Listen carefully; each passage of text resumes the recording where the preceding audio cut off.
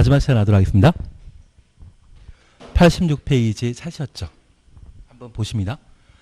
특광시구는 개발행 허가 신청 내용이 법령 기준에 맞는 경우에만 개발행 허가해야 하는데 토지 형질 변경 규모에 관한 설명으로 잘못된 것 찾도록 되어 있습니다. 주거적 상업지역은 만 미만, 자연녹지지역, 생산녹지지역, 보존녹지지역은 만 미만, 보존녹지지역은 5천 미만 돼야 됩니다. 공업지역 3만 미만, 농림지역 3만 미만, 관리지역 안 나오지만 관리지역도 3만 미만입니다. 자연환경 보전지역의 경우는 5천 미만. 그래서 우리 개발행 허가 기준과 관련되어서는 우선 미만이란 말 기억하시면서 규모 작다라는 것 이해해 주셔야 됩니다. 규모 크면 도시군 관리계획 결정 대상이고 규모 작아질 때 개발행 허가 대상이라는 것 기억하시면서 5천 미만은 두 개 용도 지역만 적용됩니다. 보존녹지지역과 자연환경 보전지역. 3만 미만은 공업지역과 관리지역, 농림지역. 만 미만은 한다 안 한다? 안 한다. 만 미만은 4개 용도지역에 적용된다. 그 정도면 기억하시면 됩니다. 5천 미만과 3만 미만만 기억하시면 나머지는 만 미만이겠죠. 7번입니다. 개발행 허가에 관한 설명 틀린 것 찾도록 되어 있습니다. 1번입니다. 토지 분할에 대해 개발행 허가 받은 자가 개발행에 마치면 관할 행정청에 준공검사 받아야 된다. 준공검사는 공사 수반하는 경우에만 준공검사 받는데 토지 분할과 물건 쌓아놓는 행위, 적치는 공사 수반하는 거 아니거든요. 그래서 준공검사 대상 아닙니다. 답은 1번입니다. 그리고 2번입니다. 건축물 건축에 대해 그 개발행위 허가받은 후 연면적 5% 범위 안에서 확대하려면 확대 추천없습니다. 변경 허가 받아야 된다. 맞습니다. 우리가 경미한 사항으로 함께 보신 것은 축소란 말과 단축이란 말을 함께 보셨습니다. 축소 단축의 경우는 경미한 행위로서 변경 허가 받을 필요 없습니다. 만약 시험에 확대 또는 축소란 말 쓰게 되면 확대는 변경 허가 대상이고 축소는 허가 받을 필요 없습니다. 그래서 만약 연면적 5% 범위 내 확대하거나 축소하는 때 변경 허가 받아야 된다. 이 말로 하면 틀립니다. 확대는 변경 허가 대상이지만 축소는 경미한 행위에 해당되는 것으로 파악해 놓습니다. 3번입니다. 개발행 허가하는 경우 미리 허가 신청자의 의견 들어 조건 허가할 수 있다. 그래서 조건 보가 시에는 신청한 자의 의견 청취하도록 되어 있습니다. 4번 꼭 보십니다. 도시군 관리계획 시행을 위한 도시개발법에 따른 도시개발사업에 의해 건축물 건축하는 경우 개발행 허가 받지 않아야 된다. 4번 맞습니다. 도시개발사업은 도시군 관리계획 결정된 도시군 계획 사업이기 때문에 따로 허가받을 필요 없습니다. 그래서 도시군 계획 사업에 따른 건축물 건축, 토지 형질 변경 이 말 나오면 도시군 관리 계획으로 결정되었기 때문에 따로 허가받을 필요 없다. 그 정도 확인해 놓습니다. 5번은 분할에 관한 사항으로 천천히 하셔도 상관없습니다. 대신 공공농지라는 것을 보게 되면 얘는 국유재산이죠. 국유재산에 해당되기 때문에 행정청인 특광시군에게 따로 허가할 필요 없다라는 것 파악해 놓습니다. 다들 잘하시긴 잘하시는 것 같은데 왜 자신 없어 하십니까? 아닙니다. 다 잘하십니다. 지금 잘하시는 중이십니다. 그것도 엄청 잘하십니다. 개발행 허가에 관한 설명을 드린 것 찾도록 되어 있습니다. 1번입니다. 개발행 허가받은 사업 면적을 5% 범위에서 확대, 축소하는 경우 변경 허가 받지 않아야 된다. 축소는 변경 허가 대상 아니지만 확대는 허가 받아야 되죠. 그래서 1번 틀립니다. 2번 신청한 자의 의견 청취에 관한 사항으로 조건보가에 관한 내용입니다. 3번 성장관리 방안도 개발행 허가 요건에 해당됩니다. 그리고 4번입니다. 자연녹지지역 추천 없습니다. 도시계획위원회 심의 통하여 개발행 허가 기준을 강화 또는 완화에 적용할 수 있다. 강화 또는 완화 가로 해놓습니다. 우리는 용도지역과 관련된 구분을 할 때 주상공을 시가 용도로 하고 자개생을 유보 용도라 표현하게 됩니다. 여기 자개생의 경우에는 기반설이 충분히 갖춰져 있는 경우가 있고 없는 경우가 있습니다. 그래서 우리나라 이야기 들어보면 오늘 인터넷 검색하다 보니 전국의 도시 지역이 20%가 안 된다고 합니다. 한 17%가 도시 지역인데 이곳에 인구 92%가 도시 지역에 거주하고 있거든요. 그러면 이 도시 지역은 다른 도시 지역과 연결 수단인 도로 또는 전기, 수도 등의 다양한 시설이 연결되어 있습니다. 이 도시 지역과 도시 지역 사이에는 자개생이라는 곳이 존재한다고 하면 이러한 곳에는 기반시설 충분히 갖춰졌다고 하면 이곳에 건축물 건축과 관련된 개발행위 하게 할 때 기반시설이 충분하다고 하면 개발행위 허가 기준을 완화할 수 있고요. 이런 기반시설이 없는 자개생이라고 하면 그냥 개발행위 허가해줬다가 하는 기반시설 부족 현상 발생할 수 있거든요. 그걸 방지할 목적으로 개발행위 허가 기준을 강화하기도 합니다. 반면 보전 용도의 경우는 도시계획위원회 심의 거쳐 개발행위 허가 기준을 항상 강화시킵니다. 그래서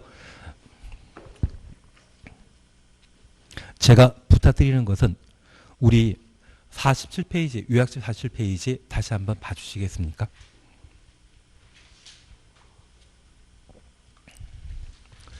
지역별 허가 기준이란 말 찾으셨죠? 지역별 허가 기준 찾았습니다. 1. 시가 용도 찾으셨죠? 토지의 이용, 건물의 용도, 건폐율 용적률, 높이 등에 관한 용도 지역 제한, 바로 행위 제한입니다. 건축 제한과 건폐율 용적률 제한이거든요.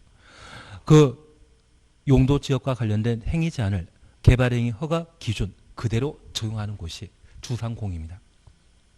그리고 2번 유보 용도 찾았습니다. 도시계획위원회 심의 통하여 개발행위 허가 기준을 강화 또는 완화하여 적용할 수 있는 용도 지역이 자연녹지지역, 계획관리지역, 생산관리지역, 자개생입니다. 유보 용도인 자개생 나오게 되면 도시계획위원회 심의 거쳐 개발행위 허가 기준을 그대로 적용하는 것이 아니라 강화하거나 완화할 수 있다. 그리고 보전 용도라고 하면 기반설이 거의 없는 동네를 말합니다. 이러한 경우는 개발행위 허가 기준을 오직 뭐만 강화만 할 수 있는데 하나 이해해 주실 것이 있습니다. 통상 농림지역에 적용되는 건폐율은 20%에 적용되는 용적률은 80%인데 이 농림지역의 개발행위 허가 기준은 3만 제곱미터 미만일 때 토지 형질 변경 가능하거든요. 그러면 1만 제곱미터를 토지 형질 변경 허가받아 개발하고 이후에 이 1만 제곱미터의 용적률 80% 적용하여 건축물을 건축하게 되면 대지 면적이 1만 제곱미터라고 하면 건축 연면적은 8천 제곱미터 되게 됩니다. 이것 규모 작다 크다? 큽니다. 그런데 해당 지역에 전기, 수도, 도로 등의 시설이 아예 없는 상태라고 하면 이걸 그대로 만들게 하면 우리가 하나 이해하실 것이 있습니다. 우리 주변에 무허가 건축물의 경우는 전기, 수도가 건물마다 설치되지 않았습니다. 허가받아 만들게 되면 전기, 수도 시설을 모두 설치해 줘야 되거든요. 그것 나라에서 만듭니다. 사업자 만들 때도 되어 있습니다. 이렇게 8,000제곱미터의 건물이 농림지역에 만들어지게 되었을 때 이곳 전국 쫓아다니면서 전기 수시설 만들게 된다고 하면 국가 재정 부담이 아주 커질 수 있거든요. 그래서 이런 유보 용도나 보존 용도, 특히 보존 용도의 경우는 이런 개발행위 허가를 그대로 하지 못하도록 그 기준을 대폭 강화시켜버립니다. 이해 조금 되시겠습니까? 그래서 도시지역인 서울이나 또는 대전이나 세종시에 우리가 알고 있는 제3종 일반 주거지역에 적용되는 용적률은 법정 용적률이 300%이거든요. 300 적용하는 것 없습니다. 다 200 안쪽입니다. 조례로 따로 적용하게 되면 200% 정도의 3종 일반 주거지역에 개발사업 하도록 되어 있고요. 준주거지역의 경우는 보통 적용되는 용적률이 300%입니다. 원래는 법정 한도는 500%지 않습니까? 1, 3, 5 기억나신다고 하면 조례로 세부적으로 적용하는 건폐율 용적률은 훨씬 낮게 책정되어 있거든요. 그런데 이 농림지역이라면 더 강화시킬 수 있다는 그런 의미입니다. 취신 이해하시겠습니까? 그래서 우리가 기억하실 것은 자개생은 자연녹지적, 계획관리적, 생산관리지역의 경우는 유보 용도로서 도시계획위원회 심의 보면 뒤에는 강화 또는 완화, 기반시설 설치 여부에 따라 강화하거나 완화할 수 있고 보존 용도에 해당되는 농림지역 등이라고 하면 그때는 개발행 허가 기준을 항상 강화시킨다. 얘가 툭 이렇게 떨어져 나오게 되면 우리가 쉽게 파악하기 힘든 지문이 바로 4번에 해당되게 됩니다. 그래서 이런 도시계획위원회 심의란 말 보게 되면 얘를 가로 해놓으시고 도시계획 심의 보시게 되면 앞에 나와 있는 것이 자개생이면 강화 또는 완화, 자개생 대신 농림지역, 자연환경 보전지역, 보전관리지역, 보전녹지지역, 생산 녹지지역에 해당되게 되면 개발행 허가 기준을 항상 강화란 말 쓰게 되는데 우리는 딱 하나만 기억합니다. 자개생 나오면 도시계획위원회 심의 거쳐 강화 또는 완화할 수 있다. 그렇게만 구분해 놓습니다. 그리고 5번입니다. 건축물 건축에 대해 개발행 허가받은 자가 건축 완료하고 건축물에 대해 건축법상 사용 승인 받은 경우 건축법상 사용 승인 가로 해놓습니다. 준공검사 받지 않아야 된다. 얘는 의제입니다. 하나 이해해 주실 것이 있습니다. 국토의 계획 및 이용에 관한 법률은 전국의 토지와 관련된 법률입니다. 그래서 이 국토계획법은 일반법의 성격을 가지게 됩니다. 전국의 토지 중에 토지는 부동산 관련된 사안인데 그 부동산 중에 건축물과 관련된 내용에 대해서는 국토계획법 다르지만 건축법도 따로 적용하고 있거든요. 그러면 건축법은 국토계획법과 비교하게 되면 일반법이다, 특별법이다. 특별법입니다. 특별법 우선 원칙에 따라 건축법에 따라 건축 허가 받게 되면 개발행 허가 받은 것으로 의지하고 건축법에 따라 사용 승인 받게 되면 개발행 허가와 관련된 준공 검사 받은 것으로 의제 본다. 그 말 기억해 주시는 게 필요합니다. 아마 올해는 의제에 관한 내용을 시험에 낼 겁니다. 만약 의제에 관한 시험을 내게 된다고 하면 우리 농지 전용이나 산지 전용이 있거든요. 건축물 건축을 허가 받게 되면 농지 전용 허가나 산지 전용 허가 받은 것으로 본다. 의제하도록 되어 있습니다. 조금은 이해되시겠습니까? 국토계획법은 일반법이다, 특별법이다. 일반법이고 건축법 등은 특별법으로서 특별법상의 인허가 받게 되면 일반법의 인허가는 의제된 것으로 파악하게 됩니다. 대신 하위 법령이 상위 법령을 의지하는 거 없습니다. 하위 법령 인허가 받았다고 상위 법령 인허가를 의지하는 건 없습니다. 그래서 우리가 잠깐 이해해 줄 것은 대한민국의 최고 법률은 헌법입니다. 그리고 우리나라는 남북 대치 현상이 심각하기 때문에 국방에 관한 법률이 넘버 2입니다. 그리고 넘버 3가 재대처하기 위한 방제에 관한 법률입니다. 우리나라를 제외한 일반적인 국가에서는 헌법 바로 밑이 방제에 관한 법률인데 우리나라는 남북 대치 현상 때문에 국방에 관한 법률이 넘버 2입니다. 그러면 우리가 공부하는 국토계획법 등은 이 세 개 법률에는 하위 법령이거든요. 만약 이 하위 법령에 인허가 받은 것으로서 소방시설법에 설치 허가 받은 것으로 본다. 이 말 나오면 틀린 것으로. 그리고 두 번째입니다.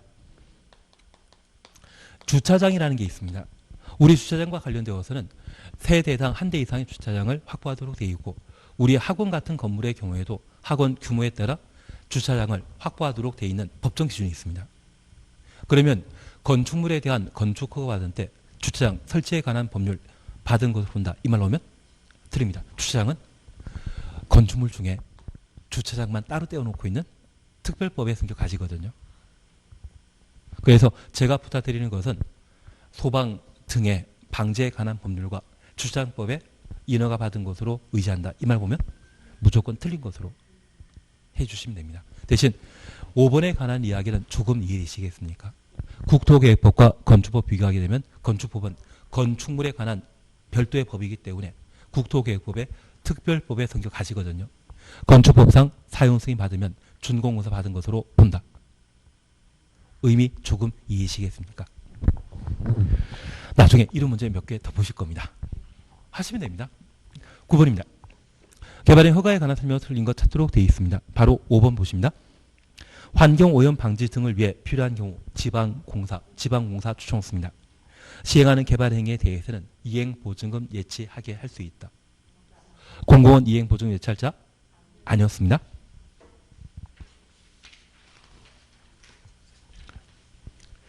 (10번입니다) 성장관리 방안 수립할 수 있는 지역에 해당되지 않는 것 찾도록 되어 있습니다. 성장관리 방안은 주상공회는 수립한다 안 한다? 안 한다. 그래서 1번 앞에 어떤 이야기 나오더라도 우리말은 항상 뒤가 중요하거든요. 주거적. 그리고 2, 3, 4 계획관리적, 생산관리적, 농림적, 자연환경보전적. 그래서 2, 3, 4의 경우는 성장관리 방안 수립할 수 있는 지역이고요. 주거적, 상업적, 공업적은 성장관리 방안 수립 대상 아닙니다. 얘가 28회 때 시험에 나왔기 때문에 다시 우리 봐주실 것은 성장관리 방안 수립하는 자는 특광시군이라는 것 기억해 놓으시고 수립해야 한다, 수립할 수 있다, 할 수 있다. 필수 내용은 4개. 기반설, 배치 규모입니다. 건축 제한과 건폐율 용적률 총 4개이고 높이는 임의사항이며 건축선, 성장관리 방안 내용 아니었습니다. 건축선은 지구 단위 계획에는 임의사항입니다. 배, 형, 색, 건 기억나십니까? 배치, 형태, 색채, 건축선. 이러한 것들은 지구 단위 계획의 임의사항이지만 성장관리 방안은 건축선은 아예 내용 자체가 아니다. 건축선은 도시역에만 지켜지지 농작물, 추수한 농작물을 도로 한가운데 건조시키고 있는 농촌 지역에서는 건축선에 관한 규정은 적용한다 안 한다? 안 한다. 성장관리 방안은 농촌입니다. 도끼, 삽자루 생각하시면서 건축선은 시골 지역에는 적용되는 것 아닙니다. 그렇게만 구분해 놓습니다. 11번 성장관리 방안에 관한 설명으로 틀린 것 찾도록 되어 있습니다. 1번 네 번째 줄에 성장관리 방안 수립하여야 한다 할 수 있다. 성장관리 방안은 유일한 행정계획 중에 임의사항입니다. 2번입니다. 유보 용도 지역이란 도시계획위원회 심의 거쳐 개발인 허가 기준을 강화 또는 완화. 그래서 도시계획위원회 심의란 말 보게 되면 뒤에 강화 또는 완화 나오면 유보용도. 유보용도는 자개생이죠. 자연녹지적, 계획관리적, 생산관리적. 생산녹지지역이 아니라 생산관리지역이 유보용도였습니다. 나는 자개생 기억난다? 자개생은 기억나는데 생이 생산관리인지 생산녹지인지 그걸 모르겠다. 저도 알고 있습니다. 예, 그래서 2번 틀린 겁니다. 자개생 그런 차원에서 확인만 해놓습니다. 그리고 3, 4에 대해서는 그냥 그런 뜻입니다. 5번입니다. 특광시군은 성장관리 방안 수립하거나 변경하려면 주민 그리고 지방의회 의견 청취해야 되고 협의, 심의 거쳐야 된다. 그런데 우리 하나 이해해 주실 것은 성장관리 방안 수립 시에 기초조사 안 합니다. 하나 이해하실 것은 성장관리 방안 수립 대상은 주상공을 제외한 녹간농자이거든요. 녹간농자를 대상으로 성장관리 방안 수립하게 되면 용도지역 이미 결정된 상태이죠. 용도지역 지정할 때 충분한 기초조사 했기 때문에 성장관리 방안 수립 시에는 기초조사 한다 안 한다? 그냥 그것만 특이하게 5번 지문에서 봐주십니다. 대신 우리 도시군 관리계획 입안할 때 주민 의견 청취 공청회겠습니까? 공람이겠습니까? 공청회는 딱 3번입니다. 광역도시계획과 도시군 기본계획 수립할 때 도시개발구역이 100만 이상이라면 공람 절차가 거친 후 공청회 개최하도록 되어 있고 그 3번 제외한 나머지 주민 의견 청취는 항상 공람, 공고, 열람입니다. 성장관리방안 수립할 때도 주민 의견 청취는 공람 절차라는 것 파악해 놓습니다. 지방의회 의견 청취하고 입안했죠. 협의심의에서 결정했죠. 성장관리방안에도 기초조사 뺀 4개 제한 그대로 한다라는 것만 눈에 익혀주십니다. 왜 기초조사 안 한다? 녹간농자 대상으로 성장관리방안 수립할 수 있기 때문에 녹간농자는 용도지역 이미 정해진 상태이거든요. 기초조사 할 필요 있다 없다? 없다. 그런 의미로 파악해 놓습니다. 12번입니다. 성장관리방안 내용 중에 의무적으로 포함될 사항으로 옳은 조합 찾도록 되어 있습니다. 답은 기억리언입니다. 기반설의 배치 규모입니다. 하나 여쭙 게 있습니다. 만약 시험에 기반설의 설치, 정비, 개량과 기반설의 배치, 규모는 같은 말이다, 서로 다른 말이다. 다른 말입니다. 여기 기반설의 설치, 정비, 계량은 기반설 만드냐 안 만드냐 이야기고요. 반면에 기반설의 배치는 기반설 중에 어떤 종류의 기반설 만들 것인지, 도로 만들게 되면 왕복 4차선 할 것인지 왕복 8차선 할 것인지 그것 결정한 사안이거든요. 그래서 여기 기반설의 설치, 정비, 계량은 도시군 관리 계획으로 결정할 사항이고요. 기반설의 배치 규모는 지구 단위 계획과 성장 관리 방안의 내용일 뿐입니다. 기반설의 설치, 정비, 계량과 기반설의 배치 규모는 같은 말이다, 다른 말이다.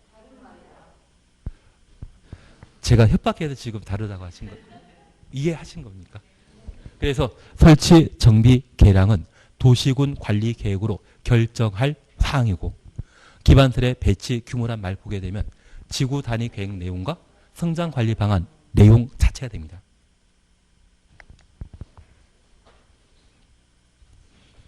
너무 잘하는 것 같습니다. 아마 DNA 속에 공법이 좀 포함되어 있는 것 같은데. 예, 그리고 건축물의 용도 제한과 건폐율 용적률. 그래서 총 4가지가 성장 관리 방안의 필수 사항이다. 그 정도면 충분하십니다. 저는 성장 관리 방안 누가 수립하는지, 임의 사항이라는 것, 내용 이 정도를 꼭 이번에는 확인해 주셔야 됩니다. 그리고 13번에는 개발행 허가 제한 나옵니다. 잠깐 얘만 다시 보십니다. 어차피 개발행위 파트에서 개발행위 허가 파트에서 시험에 나오는 것은 기반설 부담 구역과 관계된 사항이 시험거리인데, 그걸 정리하기 위해서는 얘가 토대가 돼야 됩니다. 우선 개발행위는 도시군 계획사업에 방해되는, 저촉되는 행위를 개발행위라고 하고, 이러한 개발행위는 도시군 계획사업에 방해되기 때문에 방해되지 않도록 허가받아 실시하도록 되어 있습니다. 이러한 개발행위 허가 대상은 6가지 건축물 건축과 공작물 설치, 토지의 형질 변경, 토석 재치, 분할, 적치 6가지인데 그 6가지에 해당되지만 개발행위 허가 대상에서 제외되는 4개 내용은 반드시 기억하고 계셔야 됩니다. 첫 번째가 도시군 계획사업으로 결정된 사안입니다. 이걸 많은 형태로 이렇게 시험에 내더라고요. 도시개발 사업에 따른 일정한 규모 초과는 건축물 건축. 특광지원에게 허가받아야 된다? 도시개발 사업에 따른 건축물 건축이라고 하면 규모 크건 작건 관계없이 이미 도시군 관리 계획으로 결정되었기 때문에 따로 특광지원에게 허가할 필요 없다라는 거 기억해 놓습니다. 응급조치 기억나시고, 경작 위한 토지 형질 변경에 관한 사항 기억나시면서 녹간 농해 농림 업종 비닐하우스, 녹간 농만 가능하다라는 것 다시 한번 봐놓습니다. 자연환경 보전 지역은 농림 업종 비닐하우스 설치하게 되면 비닐하우스가 10평, 20평짜리가 아니라 200평, 300평짜리거든요. 그런 비닐하우스가 자연환경 보전 지역에 만들어지게 되면 자연 경관을 훼손하게 됩니다. 그래서 개발행 허가 대상에 제외되는 4개 구분해 주시는 게 필요합니다.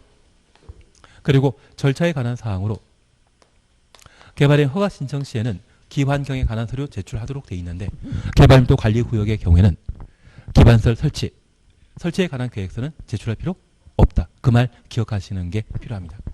이러한 개발행위 허가 신청 받게 되면 15일 내 허가 여부 결정하도록 되어 있고, 그러한 절차와 관련되어 허가권자는 국토계획법은 도시군 단위로 집행하기 때문에 특광시군이 허가권자라는 것 기억해 놓으시고, 그 요건과 관련되어 총 5개인데 크게 구분하면 3개입니다.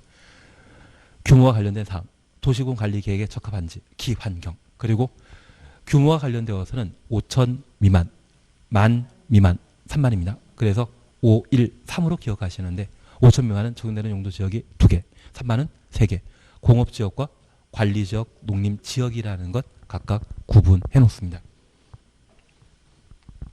그리고 이런 개발의 허가 절차와 관련되어 의견 청취하는 경우가 있습니다. 작년 같은 경우는 조건부가 시에는 신청한 자의 의견 듣도록 되어 있고, 도시군 계획사업과 관계된 경우에는 시행자 의견 들어야 되죠. 공공시설 귀속과 관련되어서는 관리청입니다.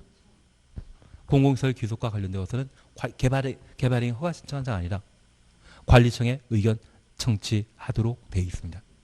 그리고 성장 관리 방안에 관한 내용을 함께 정리해 나가시면서 우리 약속하셨습니다. 임의사항이라는 거 기억나시죠? 내용 한번 점검하셨습니다. 그리고 두 번째 우리 봐주실 것이 이러한 개발행 허가 요건과 관련되어 조건 붙일 수 있는 것은 기환경만. 면적에 대해서는 도시관리계획에 대해서는 조건 안 되고 오직 기환경에 대해서만 조건부가 가능하다라는 것 구분해 주십니다. 그리고 제가 하나 부탁드릴 것은 민간만 돈 내야 되죠. 걔를 이행보증금이라고 이행보증금은 총공사비의 20%입니다.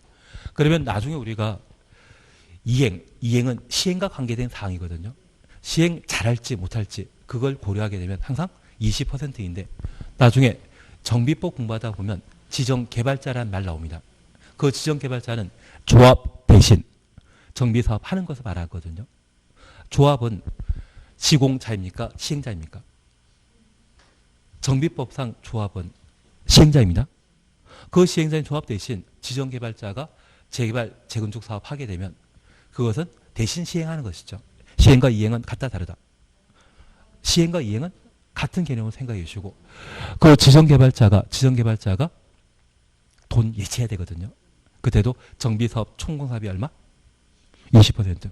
앞으로 돈 내라고 하면 기본적으로 20%입니다. 대신 시공보증이란 말이 있거든요. 시공보증이란 말이 있는데 시옷을 시작하는 숫자 1, 2, 3 총공사비의 30%. 앞으로 시공보증의 개념 나오게 되면 그때는 30%라는 말 기억해 주시고 이행보증 이 말 나오면 20%. 법을 원래 이렇게 만들어 놨습니다. 왜? 헷갈려 하지 말라고. 아닙니다. 제가 헛소리하고 있었습니다. 그리고 공사에 착수하고 공사 완료하게 되면 준공사 받도록 되어 있는데 공사 소발하는 경우는 준공사 대상이지만 특별히 분할, 적체의 경우는 준공사 필요 없다. 그리고 13번 봐주십니다. 두 문제 하고 집에 갈 겁니다. 근데 두 문제를 저는 1시간 끌 수 있습니다. 농담이었습니다. 13번 보도록 하겠습니다. 개발행 허가 제한에 관한 설명으로 틀린 거 찾도록 되어 있습니다. 보존할 필요가 있는 녹지적. 나는 청산야면 녹개수. 녹지역과 이제 내셨습니다. 최장 3년간 개발행 허가 제한할 수 있다. 1번 맞습니다. 2번입니다. 지구 단위 계획구로 지정된 지역에는 최장 6년 동안 개발행 허가 제한할 수 있다. 3년간 제한하고 기, 지, 개 경우에는 1회 2년 범위 내 기간 연장할 수 있죠. 연장 시에는 도시계획에는 심의 없이 다들 집에 가느라고 집에 갈 준비하느라고 다 바빠하시는 상황입니다. 우리 53페이지 요약집 53페이지 한번 봐주시겠습니까? 요약집 53페이지 봐주십니다.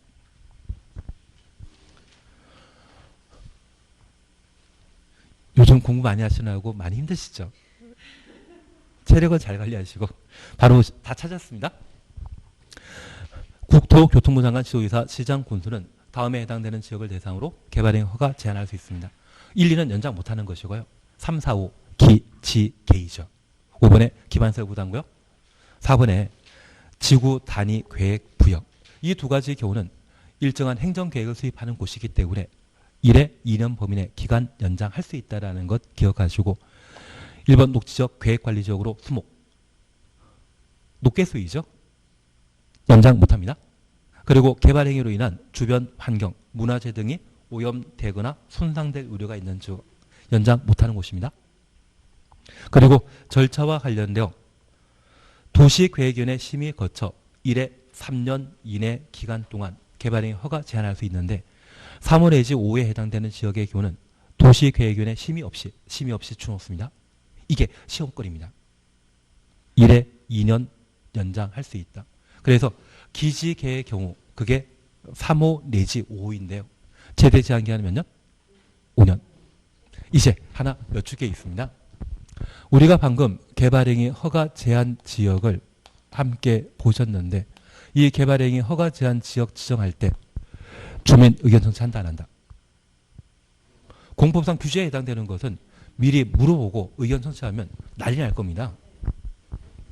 의견 청취한다 안 한다? 안 한다라는 거 기억해 놓습니다. 그래서 이 개발행위 허가 제한 지역의 경우에는 에브리바디 국토교통부 장관 지도이사 시장 군수가 도시계획위원회 심의 거쳐 최초 개발행위 허가 제한 지역을 지정할 수 있는데 종전에 개발행위 가능하던 곳이 개발행위 허가 제한 지역으로 변경되게 되면 못하거든요. 그래서 사유재산권을 심각하게 침해한다 해서 도시계획위원회 심의 거쳐 개발행위 허가 제한 지역 지정할 수 있습니다. 그러면 건축물 건축 등을 못하는 곳을 1회 2년 범위 내 기간 연장하게 되면 건축물 건축한다 못한다 똑같이 못하거든요. 이런 경우는 도시계획위원회 심의 거칠 필요 있다 없다.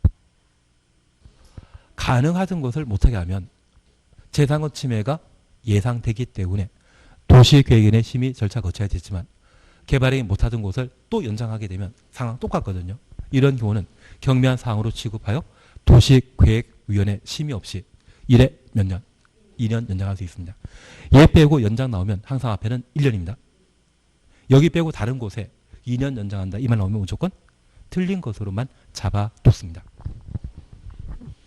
잘하시는 것 같은데.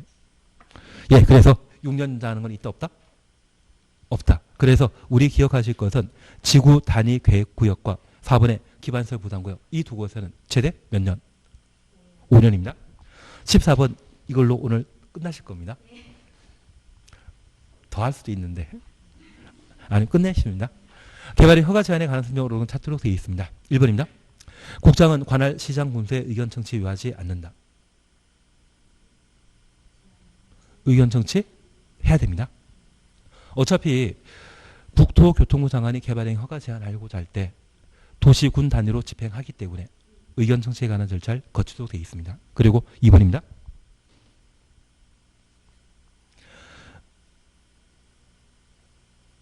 그리고 제한하고 그리고 하나 이해하실 것은 우리 패싱이란 말 기억나십니까? 국장은 누구? 국장은 지도이사, 시장군수. 지도이사는 누구? 시장군수. 예, 그렇게만 이해해 주십니다. 그리고 2번입니다. 제한하고자 하는 자가 국토교통장관의 경우 중앙도시계획위원회 심의 거치지 않는다. 국장과 중앙도시계획위원회는 관할 관청 맞죠? 만약 시도지사, 시장군수가 개발행 허가 제한 지역 지정하고자 한다면 지방도시계획위원회 심의 거쳐야 할 겁니다. 그래서 행정청이 누구인지에 따라 도시계획위원회가 달라진다는 것만 파악해 놓습니다. 지도지사 또는 시장군수가 개발행 허가 제한할 때는 중앙도시계획위원회 심의 거쳐야 된다? 틀립니다. 그때는 지방. 국장이 개발행 허가 제한권자라면 중앙 심의 거쳐야 됩니다. 그리고 3번입니다.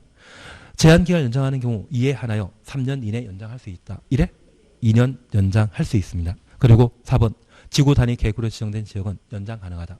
나는 기시계 기억나시겠습니까? 기반설 부담구역과 지구 단위 계획구역의 경우는 1회 2년 범위 내 기간 연장할 수 있다.